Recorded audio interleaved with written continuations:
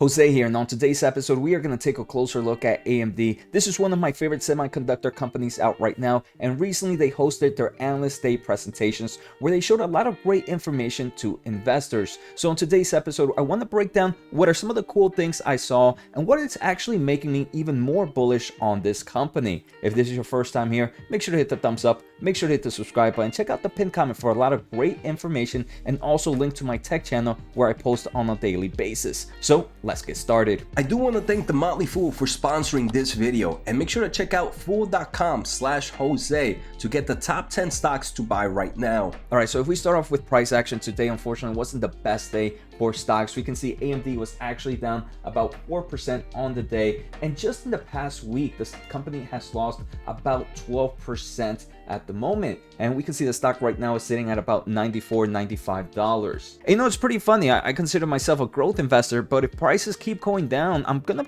consider myself more of a value investor. So if we take a closer look at some of the information they presented, I want to say this is probably one of my favorites. So starting in Q2 of 2022, the company will now kind of showcase revenue in the different segments. They're going to have data center in its own market, which is going to include the server CPU, data center GPUs, FPGAs, and adaptive SoCs. And I do want to say this is probably my favorite move that they have done, because I've always wanted to just see how the data center market as a whole was doing, and it was very hard to do so because their gaming and semi-custom chips were also included in that segment. And I'm super excited for Q2 to come, because they are actually going to show us kind of the historical revenue of how these markets have been growing over time. Now, if you want to check the presentation, it is on their investors relations, but they have about 7-8 presentations. So what I'm doing is I'm just highlighting the main pages that I found a lot of information from, but feel free to go to their website and kind of read the other hundreds of pages still out there. So here, kind of pushing more into the revenue mix right now, we can see data center about 2 years ago was less than 15% of total revenue. Now it has grown to about 25%. So we can see the data center market is one that continues to show strong growth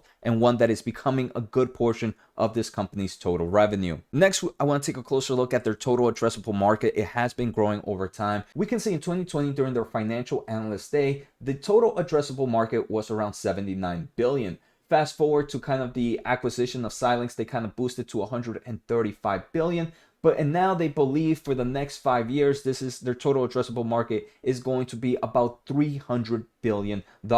Most of it coming from data center, but we can see they are now in other markets as well, like embedded, like automotive, like communications. And these are markets that if we go back to 2020, they were not even on the list before. So this company is not only expanding its data center solutions, but is also expanding its solutions into other markets. The company did give us a nice kind of forecast for the next 3 to 4 years, and they believe they can achieve about 20% compounded annual growth rate, gross margins of over 57%, free cash flow margins of over 25%, because they believe they can generate significant cash generation. So this main part of the presentation was kind of all top levels, but we can see it is looking very, very good for AMD for the next few years. All right, so next, AMD started to talk about their future products. We already know Zen 4, which is going to include AMD's server processor Genoa, is expected to come out within the next 6 to 8 months, right? But they do mention that they are also working on the next generation, Zen 5, and that is expected to come out in 2024. Also, thanks to the Xilinx acquisition, AMD is also thinking about using different packaging methods to kind of create hybrid solutions. Here they kind of show a great example of what AMD has been working and what Xilinx has been working,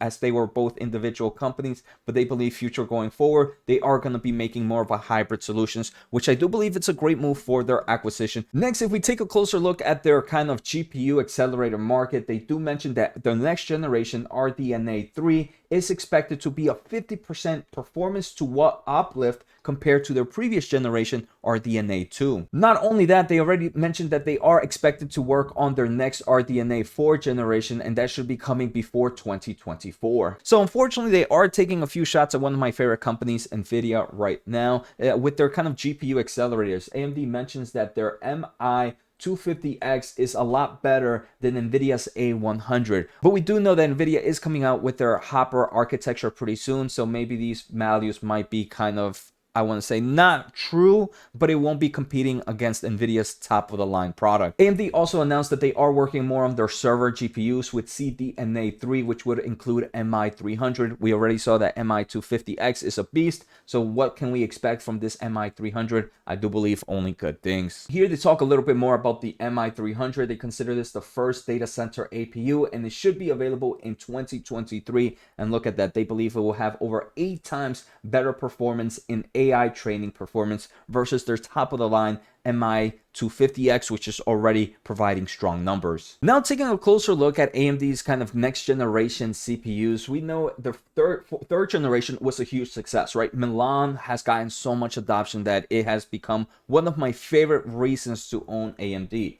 But now they're pushing their kind of 4th generation even more. So we can see the 2nd generation, which was Rome, only had one segment of CPU. It was just a general purpose. Then came out Milan, like I mentioned, and it had 2. It had general purpose and it had kind of technical. Now their 4th generation of EPYC processors is going to be broken down into numerous segments. All these segments have better purposes, and these CPUs are going to perform better tasks, which will allow customers to kind of select or have a better range of solutions for their data centers or enterprise servers. So we can see they are releasing Genoa, which is going to be their general purpose. This is the one that's discussed a lot, but we can see Bergamo is going to be more of cloud native, Genoa X is going to be more technical, and Siena is going to be more telecommunication. So we can see this is now AMD is expanding their server CPUs to hit numerous kind of solutions. We are almost done with the presentations, but I also at the end of this episode, I want to showcase a little bit of kind of the valuation metrics that I'm seeing with AMD at the moment.